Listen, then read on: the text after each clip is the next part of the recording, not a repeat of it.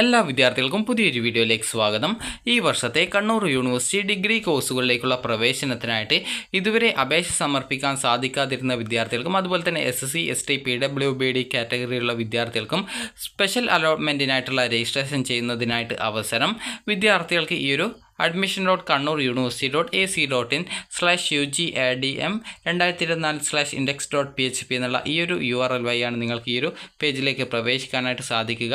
അപ്പോൾ വിദ്യാർത്ഥികൾക്ക് ഈ ഒരു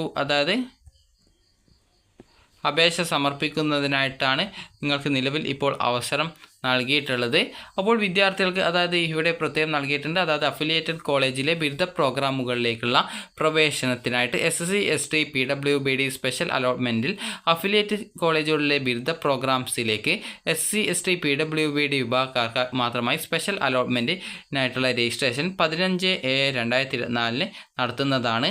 അഫിലിയേറ്റഡ് കോളേജിലെ ബിരുദ പ്രോഗ്രാമുകൾക്ക് ഇതുവരെ അപേക്ഷ സമർപ്പിക്കാൻ സാധിക്കാതിരുന്ന SC ST PWBD വിഭാഗക്കാർക്ക് ഓൺലൈനായിട്ട് 14/7/2024 തീയതി വരെ 14-ാം തീയതി വരെ ഈ ഒരു അപേക്ഷ ഓൺലൈനായിട്ട് നൽകാനുള്ള അവസരമുണ്ട്. മേൽപ്പറഞ്ഞ വിഭാഗത്തിൽപ്പെട്ടതും നിലവിൽ അലോട്ട്മെൻറ്റിൽ നിന്നും പുറത്തായിട്ടുള്ള വിദ്യാർത്ഥികൾക്കും സ്പെഷ്യൽ അലോട്ട്മെൻറ്റിൽ പരിഗണിക്കുന്നതിനായിട്ട് കറക്ഷൻ അല്ലെങ്കിൽ കറക്ഷൻ എന്നുള്ള ഫീ ഇനത്തിൽ 200 രൂപ അടച്ച ശേഷം, അലോട്ട്മെൻറ്റ് പ്രോസസ്സിൽ പുറത്തായ വിദ്യാർത്ഥികളാണ് ഈ ഒരു രീതിയിൽ 200 രൂപ ഫീസ് അടക്കേണ്ടത്. ആ ഒരു ഫീസ് അടച്ച ശേഷം രസീത് സഹിതം UGSWS@kannur.ac.in എന്ന ID-യിലേക്ക് ഇമെയിൽ മുഖാന്തരം ഇമെയിൽ അയക്കേണ്ടതാണ്. അത് നിങ്ങൾ റെസിപ്റ്റ് അടച്ചതിൻ്റെ ആ ഒരു റെസിപ്റ്റിൻ്റെ ആ ഒരു ഫോട്ടോ സഹിതം സ്കാൻ ചെയ്ത കോപ്പി സഹിതം ഈ ഒരു അയക്കേണ്ടതാണ്.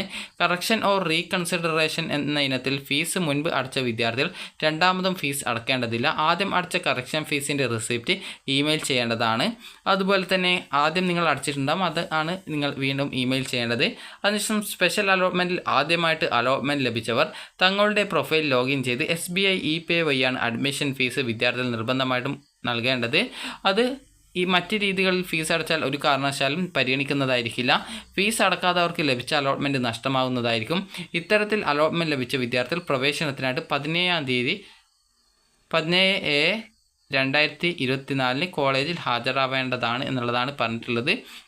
അപ്പോൾ ഇത് പ്രകാരം ഈ ഒരു കണ്ണൂർ യൂണിവേഴ്സിറ്റിയുടെ ആ ഒരു സർക്കുലർ വന്നിട്ടുണ്ട്. അപ്പോൾ ഇതിലും അതുതന്നെയാണ് പ്രത്യേകിച്ച് പറഞ്ഞിട്ടുള്ളത്. വേറെ പ്രത്യേകിച്ച് ഇതിൽ വേറൊന്നും പറഞ്ഞിട്ടില്ല. അപ്പോൾ ജസ്റ്റ് നിങ്ങൾ കറക്റ്റായിട്ട് ഈ ഒരു കാര്യം നോക്കുക. അപ്പോൾ ഇനി വിദ്യാർത്ഥികൾ ചോദിക്കുന്ന പ്രധാനപ്പെട്ട കാര്യമാണ് എങ്ങനെയാണ് രജിസ്ട്രേഷൻ ചെയ്യേണ്ടത് എന്നുള്ളത്. രജിസ്ട്രേഷൻ ചെയ്യാനായിട്ട് വളരെയധികം സിമ്പിളാണ്. നേരത്തെയുള്ള ഈ ഒരു ഹോം പേജിൽ തന്നെ നിങ്ങൾക്കിവിടെ SSC ST PWD രജിസ്ട്രേഷൻ എന്ന് പറഞ്ഞുകൊണ്ട് കൊടുത്തിട്ടുണ്ട്. അപ്പോൾ ഇതിൽ പറഞ്ഞിട്ടുള്ളത് പരീക്ഷ എഴുതിയിട്ടുള്ള SC ST PWBD വിഭാഗത്തിലുള്ള വിദ്യാർത്ഥികൾ. പല വിദ്യാർത്ഥികളും ചോദിച്ചതാണ് SC ST PWBD എന്താണെന്നുള്ളത്. ഈ ഒരു SSC എന്ന് പറഞ്ഞാൽ ഈ ഒരു ഷെഡ്യൂൾഡ് കാസ്റ്റ് ആണ്. അതുപോലെ തന്നെ ST എന്ന് പറഞ്ഞാൽ ഷെഡ്യൂൾഡ് ട്രൈബ്, PWBD എന്ന് പറഞ്ഞാൽ ഈ ഒരു ഡിസബിലിറ്റി ഉള്ളവരാണ്, പേഴ്സൺ വിത്ത് ഡിസബിലിറ്റീസ് ആണ്. അപ്പോൾ അങ്ങനെയുള്ള വിദ്യാർത്ഥികളാണ് ഈ ഒരു PWBD എന്ന് പറയുന്നത്.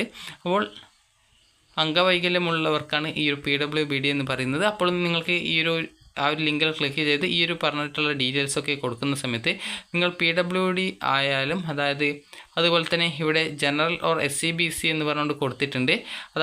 പരീക്ഷ എഴുതിയിട്ടുള്ള വിദ്യാർത്ഥികൾക്ക് നൽകുന്നതിന് വേണ്ടിയിട്ടാണ് ഈ ഒരു ജനറൽ എന്നുള്ള രീതിയിൽ കൊടുത്തിട്ടുള്ളത്.